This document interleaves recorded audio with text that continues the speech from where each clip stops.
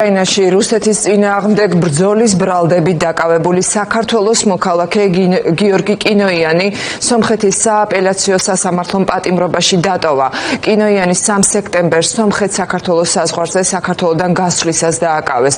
5 სექტემბერს კი სასამართლომ მას 40 დღიანი საექსტრადიციო პატიმრობა შეუფარდა. გიორგი კინოიანს გასულ წელს ოკუპირებული დონეცკის ეგრეთ წოდებული სასამართლოს მიერ 7 წლიანი პატიმრობის განაჩენი აქვს გამოტანილი. სომხეთში ის რუსეთის გამოცხადებული ძებნის საფუძველზე დააკავეს. ამ ეტაპზე ოჯახი ადამიანის უფლებათა ევროპული სასამართლოს დაჩქარებულ გადაწყვეტილებას ელოდება გიორგის გათავისუფლების შესახებ.